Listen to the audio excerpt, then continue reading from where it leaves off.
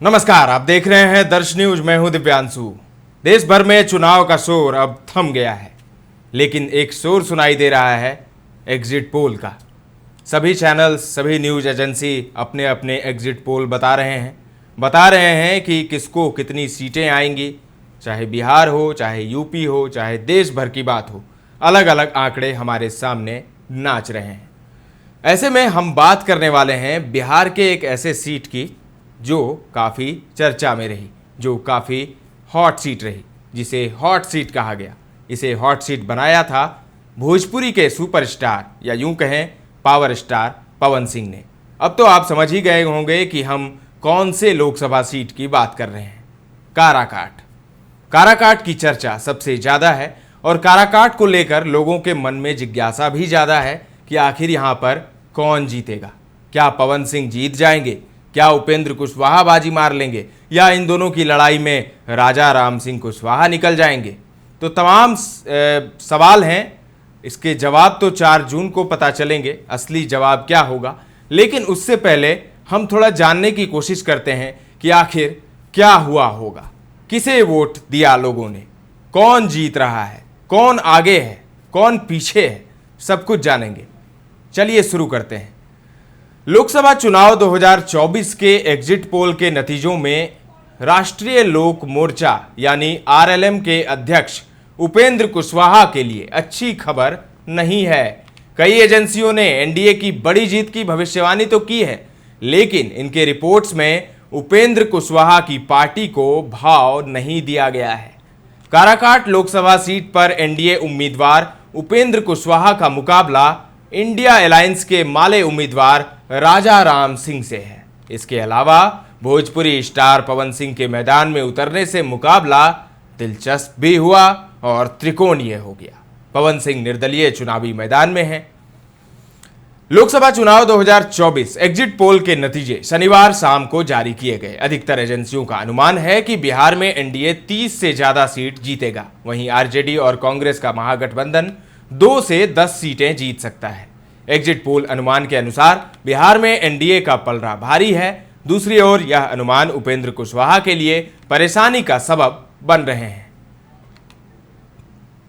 TV 9 पोलस्ट्रेट के exit poll की माने तो बिहार में एनडीए को 29 सीटें मिल सकती हैं, जिसमें बीजेपी को 17, जेडीयू को 7, एलजेपी को 4 और एचएएम मांझी जी की पार्टी को 1 सीट मिल सकती है। लेकिन उपेंद्र कुशवाहा की आरएलएम को जीत मिलने के कोई संकेत नहीं दिए गए हैं। वहीं न्यूज नेशन के एग्जिट पोल की माने तो एनडीए को 31 सीटें मिलती दिख रही हैं, जिसमें बीजेपी को 16, जेडीयू को 11 और चिराग पासवान की एलजेपी रामविलास को 4 सीटें मिलती दिख रही हैं। यहां भी उपेंद्र कुशवाहा की पार्टी को जीत मिलने की उम्मीद नहीं है। News 24 today's Chanakya exit poll के अनुसार एनडीए को बड़ी जीत मिल सकती है, जिसमें बीजेपी, जेडीयू और एलजेपी रामविलास को मिलाकर 36 सीटें मिल सकती हैं। इस सर्वे में राष्ट्रीय लोक मोर्चा की जीत की संभावना भी नहीं जताई गई है।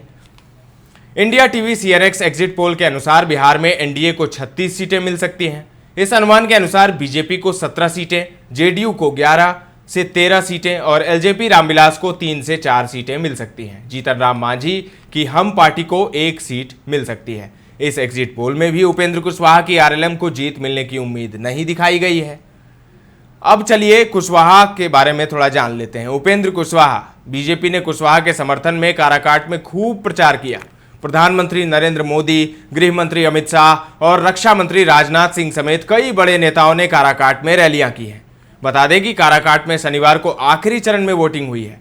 मतगणना मंगलवार यानी 4 जून को होना है। उस दिन यह साफ हो जाएगा कि काराकाट का किंग कौन बनता है। काराकाट लोकसभा सीट पर इस बार भोजपुरी सुपरस्टार पवन सिंह ने उपेंद्र कुशवाहा को फंसा दिया।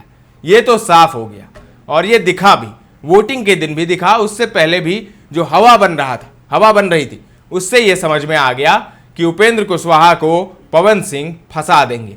उपेंद्र कुशवाहा एनडीए की ओर से उम्मीदवार है और बीजेपी इन्हें जिताने के लिए पूरा जोर लगा रही है। वहीं पवन सिंह भी एक समय बीजेपी में थे। कुछ ही दिन पहले बीजेपी ने उनके ऊपर कार्रवाई की, क्योंकि वो एनडीए के उम्मीदवार उपेंद्र कुशवाहा के खिलाफ वो लड़ रहे थे। इस वजह से बीजेपी ने आसनसोल से उन्हें टिकट दिया था। लेकिन जब बंगाल पर गाए गानों को लेकर विवाद हुआ तो पवन सिंह ने टिकट वापस कर दिया। पवन सिंह की चाहत थी कि उन्हें किसी भोजपुरी इलाके जैसे आरा वाली सीट से टिकट मिले, लेकिन बीजेपी इसके लिए तैयार नहीं हुई, जिसके बाद पवन सिंह ने ऐलान किया कि वो काराकाट से लड़ेंगे। वो काराकाट सीट पहुंच गए और निर्दलीय पर्चा उन्होंने भर दिया, जिसके बाद ही काराकाट सीट पर समीकरण उलट पुलट होते दिखे। काराकाट सीट 2008 के परिसीमन के बाद अस्तित्व में आया था। काराकाट सीट रोहतास और औरंगाबाद जिले की तीन विधानसभा सीटों से मिलकर बनी है। यहां कुशवाहा जाति का प्रभाव है। अभी तक हुए 3 चुनावों में एक बार उपेंद्र कुशवाहा और 2 बार महाबली कुशवाहा सांसद बने हैं। इस लिहाज से उपेंद्र कुशवाहा के लिए यह सीट सेफ दिख रही थी, लेकिन यहां 2 पेच फंस गया। पहला, इंडिया गठबंधन की ओर से यह सीट CPI-ML के खाते में चली गई और CPI-ML ने यहां से राजा राम सिंह कुशवाहा को टिकट दे दिया, मतलब कुशवाहा बनाम कुशवाहा। दूसरा, पवन सिंह ने कैसे बिगाड़ा समीकरण, अब चलिए जानते हैं। पिछले चुनावों में लड़ाई कुशवाहा बनाम कुशवाहा की रही थी। 2 बार बाजी जेडीयू के महाबली कुशवाहा के साथ लगी और 1 बार उपेंद्र कुशवाहा जीते हैं। इस बार उपेंद्र कुशवाहा के साथ जेडीयू भी है, तो उपेंद्र कुशवाहा का पलड़ा भारी था। लेकिन इसी बीच पवन सिंह ने काराकाट सीट से निर्दलीय पर्चा भर दिया। काराकाट सीट पर राजपूतों की संख्या भी अधिक है। राजपूत समाज से ही पवन सिंह आते हैं। राजपूत वोट काराकाट सीट पर 2 लाख से ज्यादा है।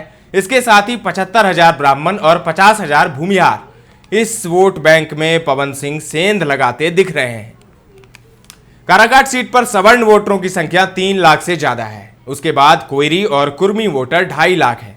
कोयरी और कुर्मी वोट इंडिया और एनडीए के बीच बंटना तय है, क्योंकि दोनों ही पार्टियों के उम्मीदवार इसी समाज से आते हैं।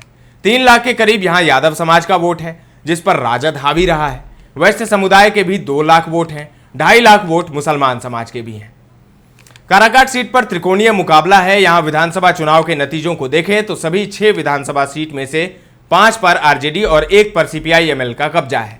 मतलब विधानसभा के नतीजों को देखें तो यहां इंडिया गठबंधन आगे है। अगर इंडिया गठबंधन विधानसभा चुनाव वाले नतीजे पर कायम रहता है तो यह सीट उसके हिस्से जा सकती है। वहीं पवन सिंह के सवर्ण वोटर में सेंध लगाने से एनडीए को ज्यादा नुकसान उठाना पड़ सकता है।